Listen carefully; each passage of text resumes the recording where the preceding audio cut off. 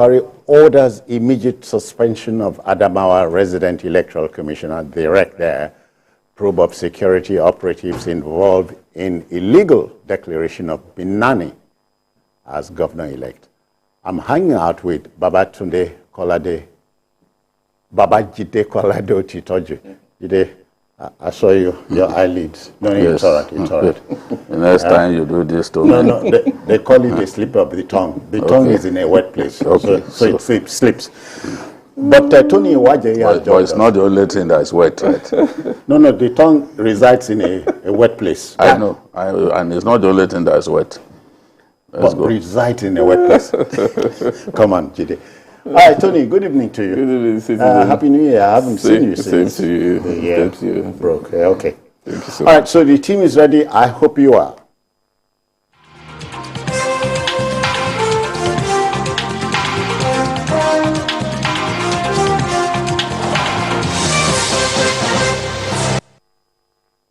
All right, let's go. Our first story. You know, it's a holiday time again in the Islamic world as Muslims mark the end of the month-long fasting of Ramadan. Now, President-elect Asiwaju Bola Tinubu felicitates with Nigerians on the occasion of Eid al-Fitr. Tinubu thanks Almighty Allah for the grace to witness this year's Eid and urged Nigerians to seek to become better versions of themselves through patriotism, dedication to duty, and empathy. He said, let me quote him, "We are at the dawn of a renewed hope for a better, greater, and more prosperous Nigeria. We wish him Allah's speed." Jide. It's the sort of thing that Nigerians want to hear at a time like this. And people are going through a lot, and we can't resign to fate. We just have to continue offering ourselves hope, offering our countrymen and women hope, and that's what the president-elect has done. He said, he said, we are at the dawn of a renewed hope for a better, greater, and more prosperous Nigeria, and I stand ready to work with all Nigerians, young, old, male, and female, you know. So we affirm that his commitment to service is one that he takes seriously. I think that given what Nigerians have seen, given his record in Lagos, many Nigerians are hopeful that we'll be able to deliver the change that Nigerians want, that will move Nigeria to the next level. Yeah. Because the signs are not good enough, but we cannot give up. We just have to continue to hope that the next set of leaders would take leadership seriously, address the biggest problems facing our country: insecurity, the economy, you know, and the war against corruption.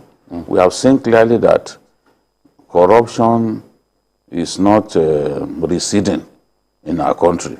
Corruption is a very big problem. We have to defeat it. And the next administration has to do things differently. But the economy, in my view, as well as security, are the two biggest problems that we face.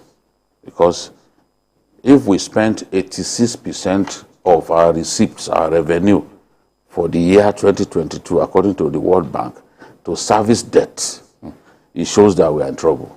And we have to work hard, earn more money, you know, for our country, create opportunities for sustained investment in our country, because even foreign portfolio investments are tapering down. When people can see that the government of the day is serious and prepared to make real economic change happen, those investments will come and Nigeria will earn more money. You can imagine the coming of MTN, for example, MTN accounts for about 3% of our GDP. And he's been paying his taxes. We are earning so much through the activities of the telcos, especially the MTN that is the market leader. So we need more of such foreign investment to come into our country. Because it's possible. Of course it's possible. Yeah. It's possible. If the UAE leaders didn't tell themselves that it was possible to overtake Lebanon, they won't be where they are today. Yeah. In those days, Lebanon was the place to go. Well, when I was growing up, it was the most beautiful city on the planet. Everyone was going to Lebanon. Yeah. The leaders of UAE, of Qatar, and the rest of them, they were going to Lebanon to spend their money. And then they told themselves that, look, what we go to Lebanon to spend money on, we can actually make our own country better. And then people can come into our country, and then we won't have to go and waste all that money or spend all that money. The World Cup was a big statement. Everyone thought, oh, with that weather, 40 degrees, who will come and who will go to this place? But today, they made that point, and the world was glued. Yeah. People were glued to their TV sets. In fact, in terms of the viewership of the World Cup, it was a mighty statement. It was. Now, everybody's talking about Emirates, the airline. Yeah. Emirates once, Nigerian Airways once donated airplanes to Emirates. Can you beat that? Nigeria, we once donated airplanes. Nigeria Airways donated. Today, when you are talking about the 5 biggest airlines in the world, Emirates occupies a prominent place. Yeah. If a new airplane, if Boeing or Airbus comes up with a new airplane today, Emirates will be among the first to say, okay, give us 25 units. Yeah. You know, so is this possible? When you look back to where they used to be, good leadership can take you so far. Are you telling me? In seconds. Tony, you know, we are waiting to return to the skies, as Jide said. You know, we've been absent from the skies for moons and moons. So a new leadership will bring a new impetus, and because the window of opportunity will be there. Definitely. That's why it's encouraged that every 4 years we have a new leadership, because it gets to a time, and if the tenure is elongated, the leadership stops seeing those anomalies, stops seeing development. When at renewal, new things comes. And then the person we're talking about here now is a different stock entirely, you know, coming from being in Lagos, being a Lagos governor for a period of time. He set a lot of things in action. Things changed during his tenure, and then he's at the helm of affair right now. Quite a lot will change. I'm very sure of that. He's collected a team to help. So and then we look at the people he inaugurated. It gives you an idea of where he's going with his administration. I see changes in a couple of months. I see changes from June. Tony has no choice. He has not. It's not about him having a choice. In fact, we've seen leaders in this country who doesn't take. I mean, once they're elected, you can't question them. Yeah. But we're believing that based on his past record, the things will definitely be different. It's obvious. Things will be different. I've said it many times that it's not like the present. I've made my position clear. I've said it in different fora. That it's not like the present administration, the head of the present administration. Yeah. It's a different kind of person. He has his mind on what to do. And when he positions his mind on it, nobody can change it. Yeah. Because he has done it before. So I'm not basing it on mere speculation. He has done it before, and we've seen what Lagos has become over time. Okay. And just imagine him at the national level. Nigeria will make progress. Nigeria, and then the message at Ramadan, Nigeria needs that peace. And I pray that when he assume office, when he takes over for the president's administration, that he'll be able to sustain that peace that Nigerians currently enjoy. though we have had issues from the past election and it's still brewing, I pray that we have a successful transition, and then after that, we'll be able to maintain it. You know, Nigeria need that peace. If we follow what's going on in Sudan at the moment, we need to live together as children of same parents in peace and harmony. We cannot afford to rock the system. Otherwise, we're doomed. Gidi, as the big man said, falling is not a crime, but getting up each time you fall. Yes, falling is not a strange thing. As you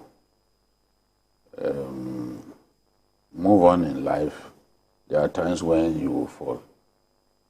But you must be ready to get up every time you fall, dust yourself up, and tell yourself that, look, this fall that I recorded is only the impetus that I need to record even greater success. Yeah. You know, so one should not be afraid of taking risk.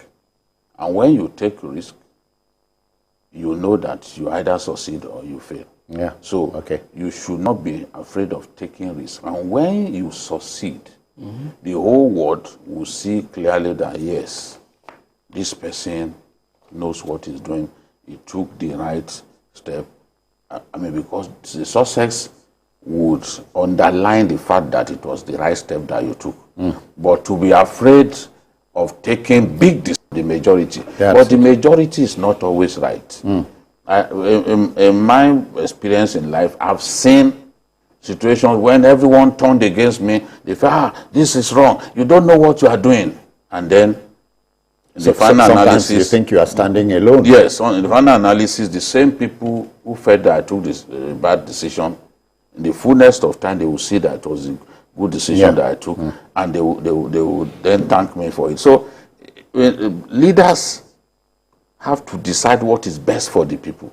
We don't need leaders who simply would want to make the people happy. No, it's not enough to make the people happy. You must take decisions in the best interest of the people. And the people may not necessarily know in the beginning that the decision that you have taken is in their best interest. So as it is, requires a lot of patience. Yes, so time will bear you out. Time will show to everyone that it was the best decision. We seen someone overthrow his dad in Asia. He chased his dad away because he felt his dad was not moving the nation in the right direction. And he came in, and the rest is history. So these things happen. Great leaders are leaders unafraid to take the big, difficult decisions. But time will tell. Time will show in the, finally that, yes, it was the right decision for our people. And even those who abused you will then come back to say, we are sorry. At the time we criticized you, we didn't know that you had a third eye. You saw what we didn't see. Well, so, Ashwaji, we wish you Allah's speed. All right, let's go to our next story. You know, the post-election crisis that has rocked the Labour Party is reflective of the absence of internal democracy largely bedeviling political parties in our country today. Trouble started with the purported suspension of the national chairman of the party, Julius Abure, by the Edo State chapter of the party. The case duly went to court, and the Federal High Court in the FCT sitting at Maitama has fixed May 12th to rule on a preliminary objection the embattled chairman filed challenging the suit seeking his removal from office. Tony, politicians always ignore Napoleon Bonaparte's advice. Don't interrupt your enemy when he's making a or new. What's happening to Labour Party? We've had it in other traditional parties like Labour, PDP and APC. It's expected that following the showing the Labour Party made in the last election, the coming on board of the presidential candidate, it will be 8 months, and then The Labour Party has been on ground for a long time. Oh, yeah. Yeah, it's been around. So that's the same party that made Mimiko of Ondo State used, as governor. So it's been around. And so we had people, so pretending over the affairs of the party long before, the sudden, speed the party made in the past 10 months. The interest groups we are seeing is expected. When the moment Obi and Peter Obi came on the party, the crisis started. But somehow they were able to tame it so that they can remain focused, and face the election. The election tamed... The election tamed these agitations in the party. It started, I remember Arabambi, the spokesperson, coming on TV and then the expulsion and all the suspension. So the crisis has been there. But after a while, the thing died down. So they focused, on the presidential election. So it's expected that after the election, it will, come again. So that's why I said I'm not too surprised. What I hope, what I'm praying for, is that they sit down and resolve the crisis as soon as possible. Nigerians, a lot of Nigerians queue behind Labour Party, not because of Labour Party as a political party, but because of Peter Obi. Labour Party has been around, as I said earlier, and Nigerians, a lot of people were not there. But people came, followed Peter, because the moment he indicated interest in contesting for presidency at the platform of Labour Party, a lot of Nigerians followed him. And some of them are not even registered members of the political party, of Labour Party. They are called obedient. They just followed Peter Obi into it. And I learned a lot of them have started registering to be a member of the party. So that's why I pray the party sit down, look at the implications of not resolving this crisis within a limited time. They should not allow it to linger because they have a lot to benefit. And I pray the presidential candidate of the party be at the helm of this, at resolving this crisis. Okay. Because as far as I can see from here, they don't have taken away from that party nothing. So it has to be on ground to make sure that this crisis is nipped in the bud as soon as possible. Yeah. Otherwise, what will come out of it, I can because imagine. Jide, the showing of the LP at the last election, confounding, confounded so many folks. Today, they can boast of some seats at the National Assembly, yes, the green and red chambers. Yes, they did well, especially in the House of Reps election.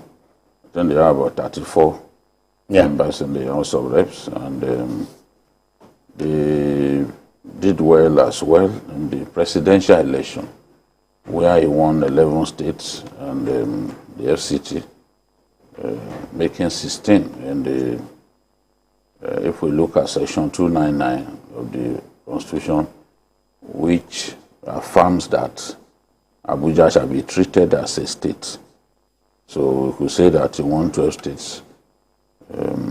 He galvanized the race, he made the race much more interesting, and the truth is the reason Atiku is not president-elect today. Because if Atiku had, if Obi had not taken away those states that Atiku used to dominate, because Atiku never dominated the North. There was no election where he dominated the North. And in this election, in the final analysis, Tinubu had more votes in the North than Atiku. Surprisingly? Yes. No, not surprisingly. I even thought that he would have had more votes because he had more governors than any of the candidates. But in the end, many of those governors, at least 12 APC governors, could not deliver their states. So Atiku his runner-up today because Obi contested the election with him. Obi dominated the South-South, dominated the Southeast, and he took some states, two states in the North Central, that's Nasarawa and Plateau, as well as Lagos in the Southwest. So these are states that were traditionally PDP states, as well as Abuja. You know, the states that he won, apart from Lagos, were traditionally, PDP had always been strong in those states. So, naturally, there will be all kinds of contestations for power. The bigger parties have had their own share of this kind of crisis.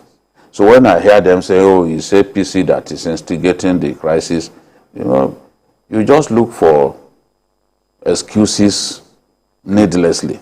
APC has had its own crisis. Oshomole was suspended by his word. And in the end, the center could not hold. They had to set up a caretaker committee that ran the affairs of the party. For many months? Yes, for almost 2 years. Now, PDP, the same thing. The young man from Rivers State, Secondus, was chairman. They chased him away and brought someone else. Today, they are still in crisis. So what is happening to Labour Party is not something new. It has happened to APC. It has happened to PDP. But if you are going to be a big party, you expect Labour Party to gain by learning from the mistakes I talked about. They will not learn from it if they are sheepishly accusing the APC of being behind their crisis. It's just like the PDP say, oh, the problem we have now is caused by the APC. No, you have to look within. If you are a party that wants to be big, you are going to face this crisis. There's no way you are not going to face crisis because it is contest for power. Abure has led the party to victory in in many states. Abure has engineered the most impressive performance of the Labour Party at any time in its history. Yeah. They've never had it this good, thanks to the way the party organized the election and its election, and of course the image that young people especially have of Obi. Now, people will be targeting Abure's position. Even before now, as he said, some people had initially targeted Dr. Donyo Kupe and others. And took him out. You know? So and took him out. No, they didn't take him out. In a manner of They speaking. targeted his position, claimed that they were, no, I'm going to explain. Okay. Claimed that, okay, they suspended him, but his conviction for money laundering was what made him to hands off.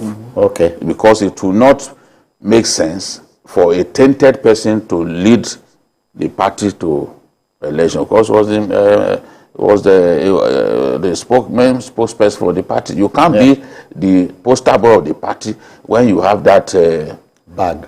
So it made sense that he decided on his own that he was no longer interested. So I'm saying that even before that happened, they had targeted him.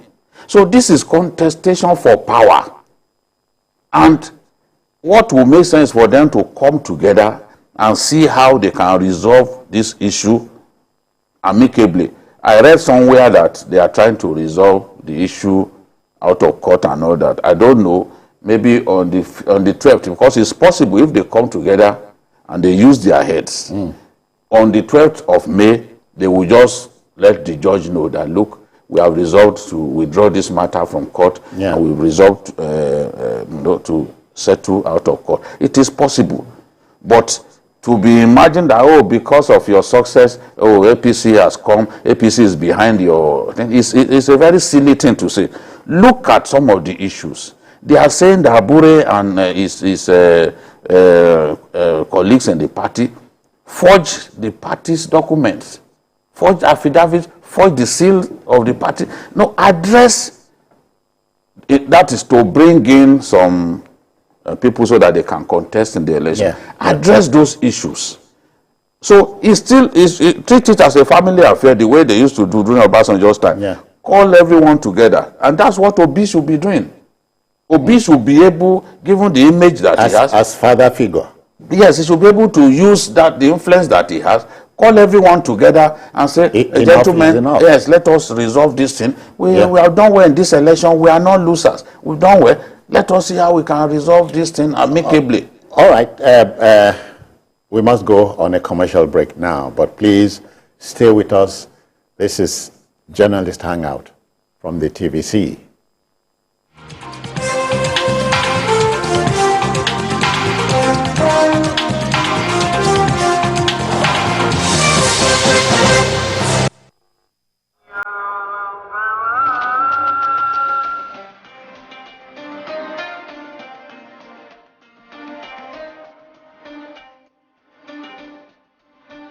After a fruitful Ramadan day, replenish your body with the right nutrients.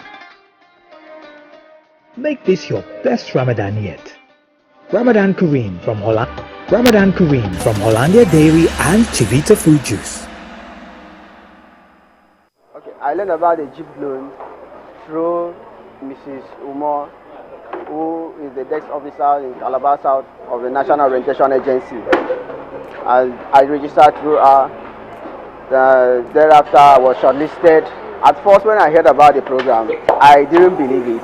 I was thinking it was a scam because we've been hearing a thing of this and have been so rampant everywhere. But I was optimistic that it will come to reality. Before now, I was unable to own a stand. Before now, I was able to get few important ones, and that have been helping me to work, and at the same time make me own a stand where accessories are being sold. So I thank the federal government for the program.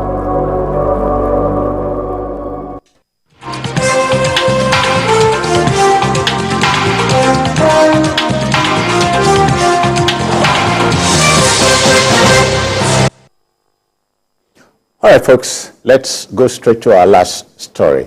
You know, the criminal lack of restraint by the resident electoral commissioner, the REC, in Adamawa State supplementary election, Barrister Hudu Yunusa Ari, will be further inquired into.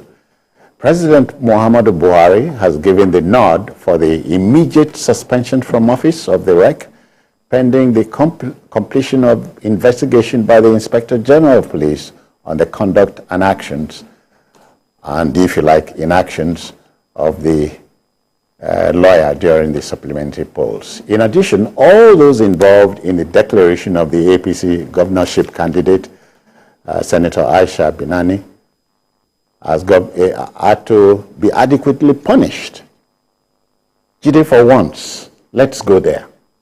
Yes, you know, the REC who tried to engineer a shipwreck on the day, Shipwreck.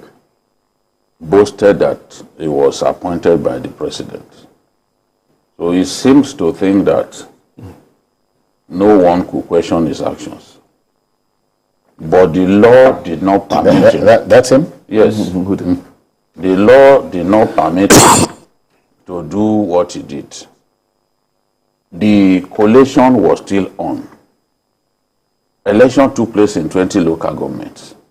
They had collated results from, someone was trying to relieve him of a document that he had in his pocket. Yeah. Now, so collation had been done in 10 local governments. They still had 10 to go.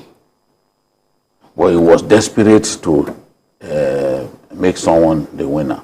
And then he went, before the resumption of collation at 11 o'clock, as announced earlier at midnight of Saturday, he came in at 9 a.m. to carry out this irresponsible announcement against the laws of the land. And I'm happy that the president, because INEC said something, INEC drew attention of the appointing authorities, because they didn't appoint him. It's not INEC that appoints Rex.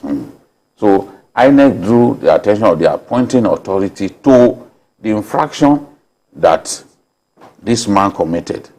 And that's why the president responded by ordering his immediate suspension, and then the president moved ahead to say, okay, the DSS operatives, police, and the civil defense officers who took part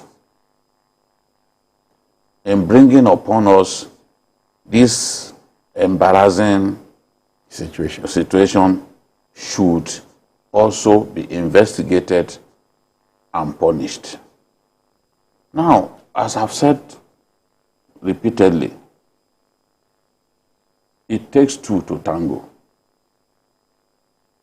Politicians are interested in rigging elections, but they don't do it alone.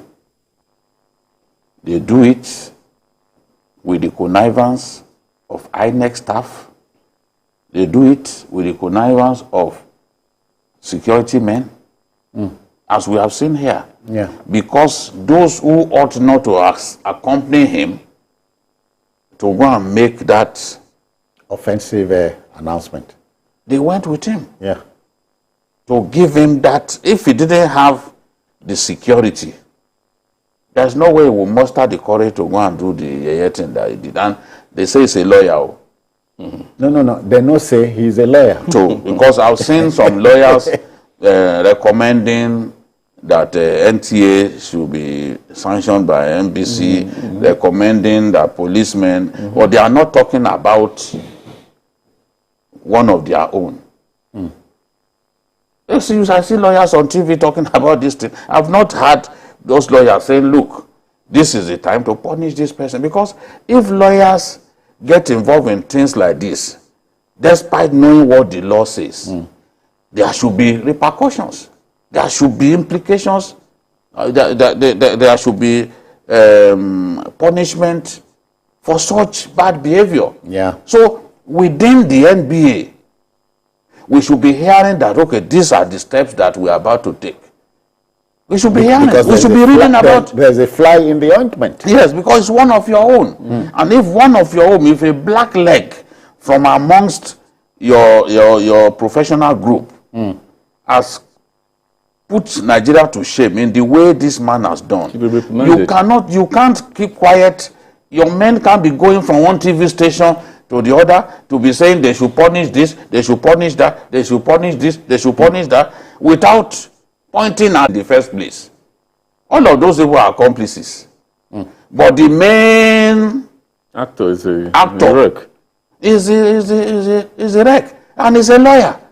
So the police, one good thing about the police is that they do not waste time to punish offenders. Their own people. Okay. When a policeman misbehaves, you see, either they will parade him, oddly room trial and all that. Yeah. A lot of the professional groups are reluctant to do that. Yeah. We don't punish wrongdoing amongst our professional peers.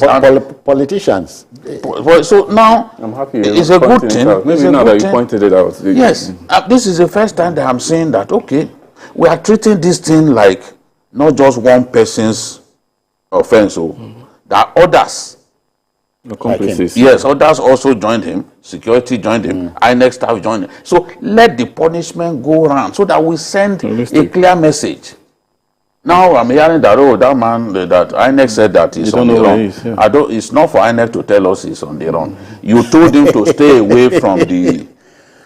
told him to stay away from all your office. Activities. You have brought an admin officer or admin manager to do his job. To take over his job. You told him to stay away. So maybe he's staying away somewhere. you know, but they are telling us now that he is on the run. Such a person cannot be on the run. He rose to the level of PAMSEC in Bauchi. He can't just disappear. Bauchi has given us someone that even they cannot be proud of. So there's nowhere for him to hide. With his beard, even if he shaves off that beard, people will remember his face. Yes, no matter how tiny that beard is, if he shaves it off, people will still remember that face, so he cannot run. They should not tell us the police should arrest him and put him on trial. Tony, sometimes you wonder if, I said, I think some time ago on the show, it appears we are paying for not punishing bad behavior. Exactly. You know, the impunity is getting larger because we don't punish. Yes. No punishment. No punishment. I watched when he declared that result. And really, I was looking at the Commissioner of Police. Even when the agitation in the hall, you know, when the tension was rising and people were surging towards the wreck, the commissioner was just seated. At the point he stood and issued a warning and sat down again. And what was going through my mind was like, is that guy a commissioner of police? Commissioner of police, which means the state police command is seated there in the hall. Oh, yeah. We can't continue. We can't do this like this. We can't, because if we continue this way, more, of course, more will come. Yeah. This is not the first time. We've seen across states. My problem is, how do we appoint these recs? What's the criteria? Because I've seen it's through referral. So I know. I know somebody in government. I gave food this person thing. I mean, it turns rec. You know what rec means? Determine a full governor of a state. Fate of millions of people. That's what he did. And I said, he was reading without even a paper, and he said, and he moved. The impunity, the guts, the courage he had. Somebody said he could have been on drugs. I saw, and I was wondering, like, because his eyes were blazing. I've never seen this type. His eyes were blazing. If you look at him, you know. You don't know the only drug they make man hide. I know. A lot was at play. You know, I know that, and secondly, I was sure he has somebody behind his back. Life-changing money can make him. Yeah, definitely. There's something behind him that gives him that power. Finance, I mean, fund. I know, I've read some, but it's not. You can't. But gentlemen, let me ask this crazy question. There's been an infraction. Do we require Mr. President to give the go-ahead? No, the thing is, he is the appointer of the person. That's why, look at that statement, the first statement that INEC, I think the second statement that INEC made. INEC was very swift in saying, no, we have heard of what happened in Adamawa. INEC described it as purported declaration.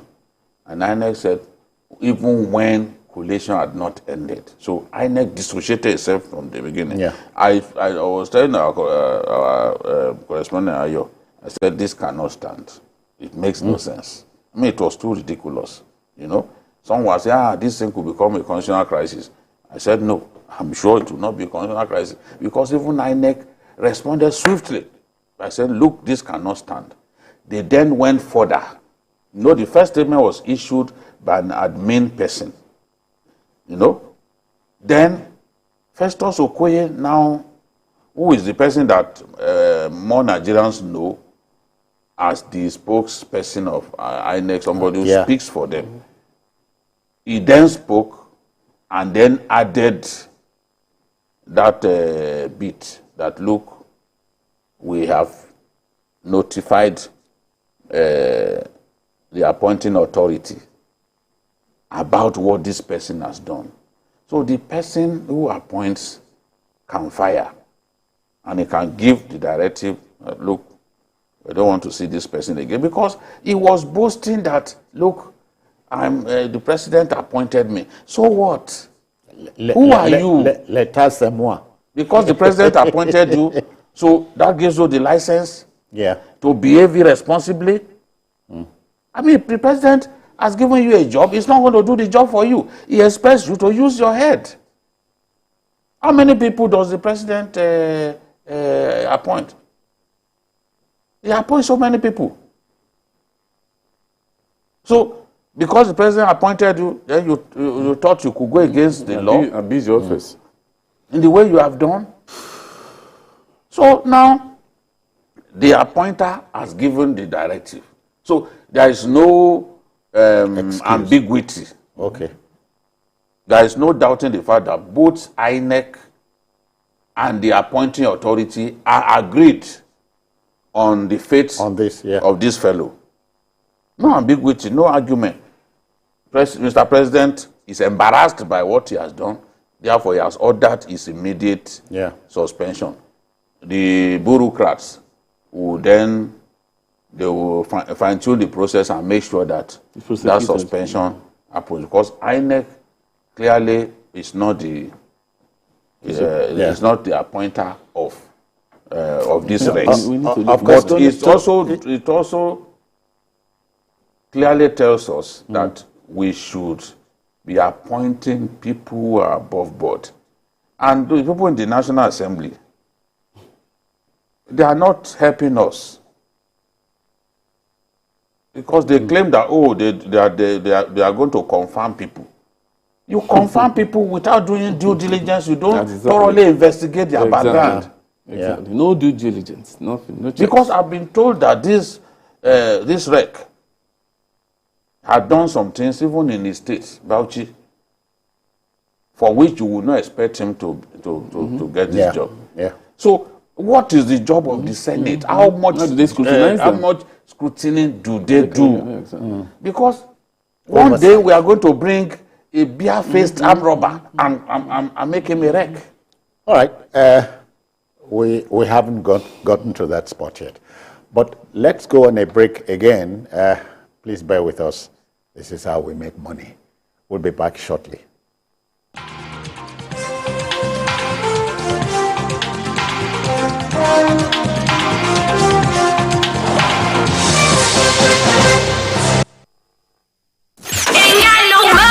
Are you ready to win big?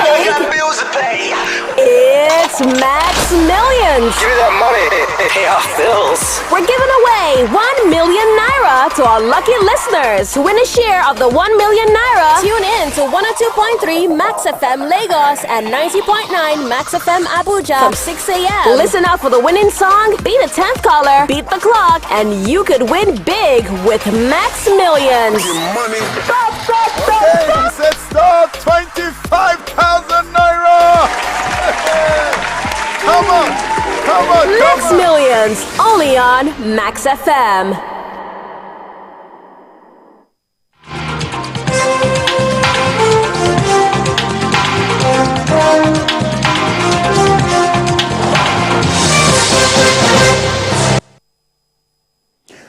Yeah, Tony, you know, in the course of the evening, we have talked about the hopes and aspirations of the incoming administration. One of them, the incoming president will do two major things: damage reduction and damage control.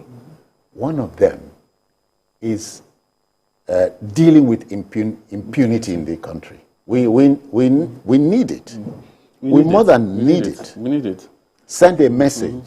We need to do. If we don't do it, if we continue to pretend, to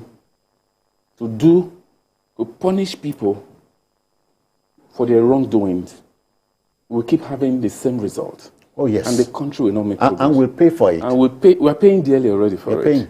People will feel, I will do it and nothing will happen. After all, this person did it. It didn't happen. And some people will be telling, do it, we're backing you.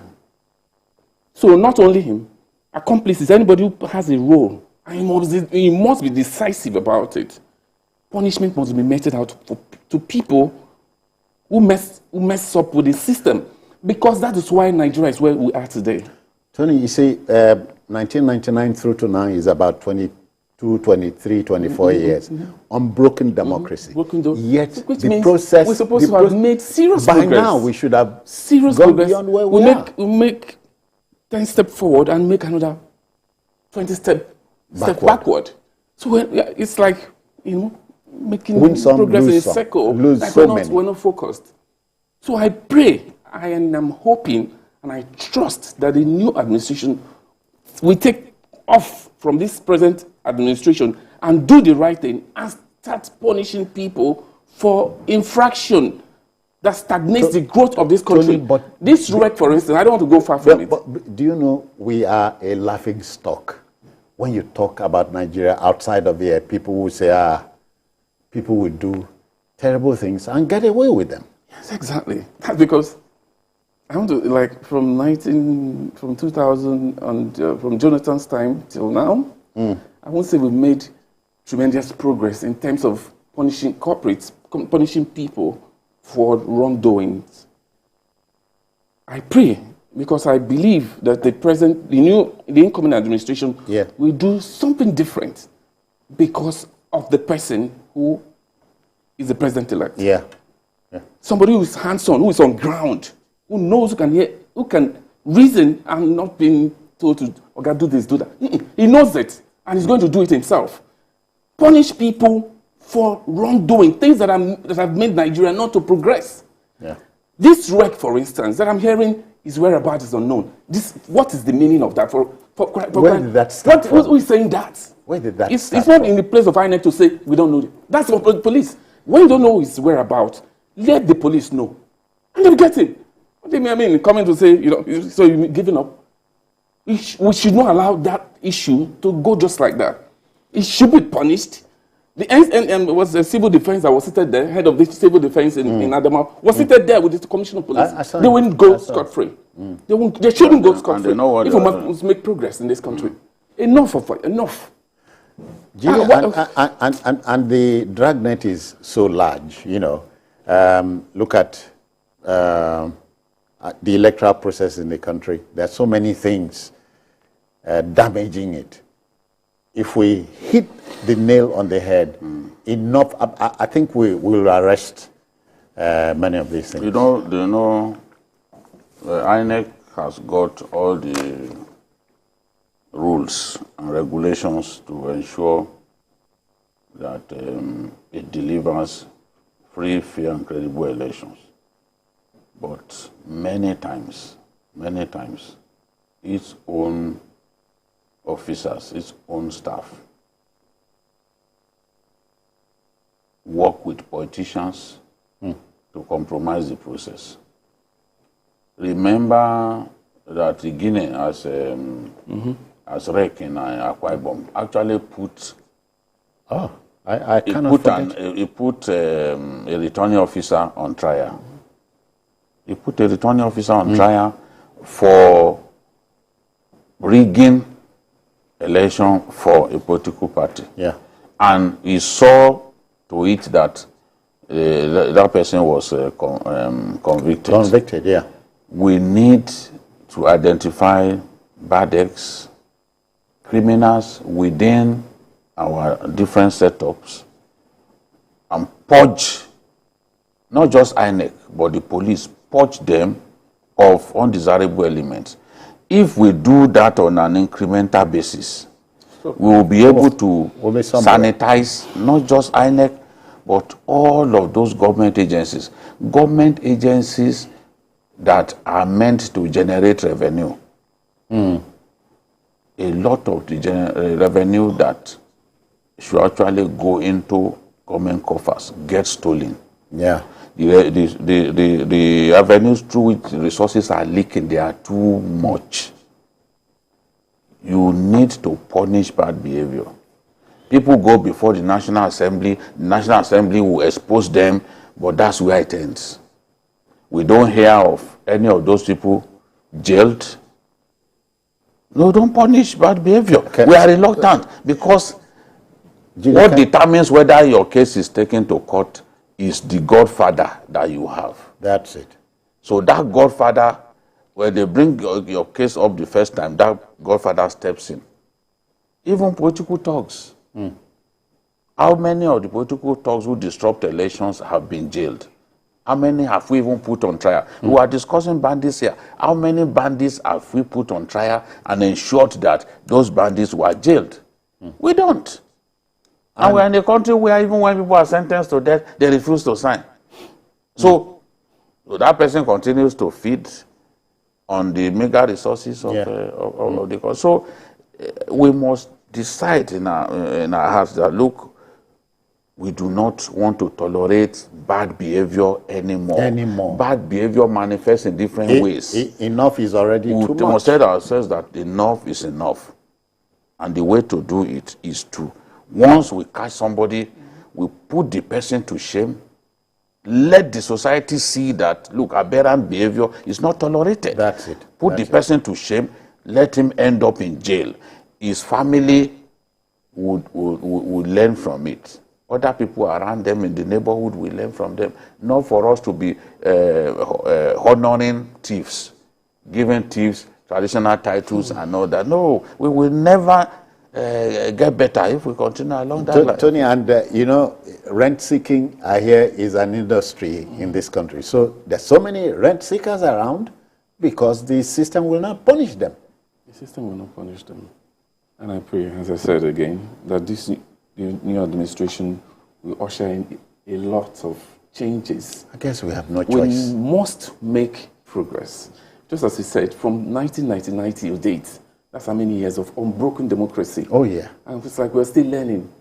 So when are we going to progress? I mean, when are we going to make, reasonable progress? People can say, okay, we keep making mistakes, and people will say, no, we're still learning. For how long are you going to learn? For how long are you going to crawl? When are you going to walk? They say our democracy is a nascent one. People around is mostly politicians. That's permanently nascent. No, we cannot permanently nascent. We must progress. Every year, things must change. Things must change. You see that indiscipline that we don't have in this country, that has been the problem we have. And that's why we keep having cases of corruption. We will keep having, Nigeria continuously be ranked among nations who are doing well on corruption level. Because we fail to do the needful. When you're caught doing the wrong thing, you should pay for it. I mean, pay for it, and we should not the relevant laws are there. We even have the laws. It's just applying them. Applying it. Yeah. It's simply applying it. You don't have the political way to do that. All right. So we're making progress. The backroom boys say we must begin to go. But let me thank Jide for coming. Jide, we rise and fall, but we'll get there someday. Yes. I want to believe in my life. Even if we have to stumble to get to the finish line. We'll get there. We'll get to the finish line. Tony, many thanks for your time.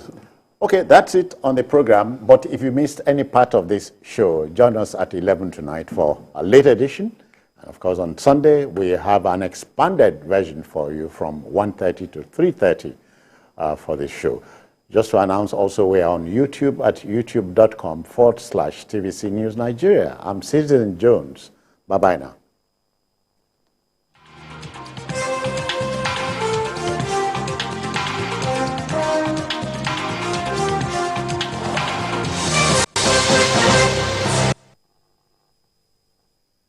By ShopX TV.